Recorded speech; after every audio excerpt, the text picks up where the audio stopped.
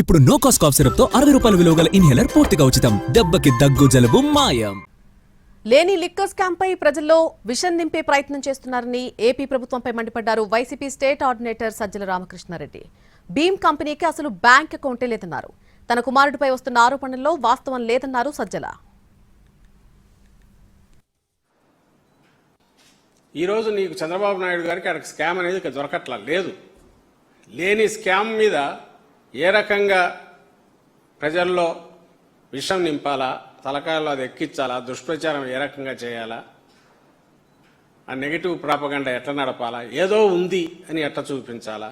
ఈరోజు ఏదైతే వాళ్ళు మెన్షన్ చేసిన భీమ్ ఏదో కంపెనీ అన్నారో ఆ కంపెనీకి అసలు అకౌంట్ అనేది లేదు, బ్యాంక్ అకౌంట్ లేదు, బ్యాంక్ అకౌంటే లేదు, transactions Neel.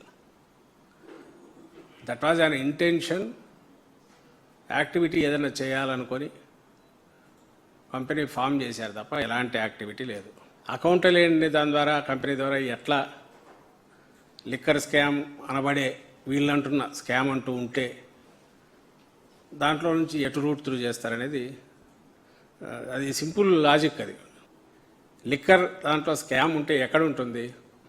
Origin is corporation లెవెల్లో ఉండాలి, పాలసీ లెవెల్లో ఉండాలి. గవర్నమెంట్ కానీ ఏదన్నా ఉంది అనుకుంటే పాలసీ లెవెల్లో ఎక్కడా లేదనేది వాళ్లకు తెలుస్తుంది. ఎందుకంటే ఓపెన్ ట్రాన్స్పరెంట్గా గవర్నమెంట్ షాప్స్ మాత్రమే పెట్టారు. ప్రైవేట్ వాళ్ళకి ఎక్కడా బెనిఫిట్ చేయలే, ఇప్పుడు చేస్తున్నట్టు. సిండికేట్లకు ఎక్కడా బెనిఫిట్ చేయలే, డిస్టిలరీలకు బెనిఫిట్ చేయలే. పోనీ వాల్యూమ్స్ పెంచి డిస్టిలరీలకు బెనిఫిట్ చేయలే, రేట్లు తగ్గించో లేదా ఇంకేదైనా చేసి బయట నుంచి వచ్చే లిక్కర్ని అలవ్ చేసో అది చేయలేదు, రెవెన్యూ తగ్గలేదు. సో గవర్నమెంట్ పాలసీ రీత్యా ఎక్కడ స్కామ్ అని చెప్పలేకపోయింది.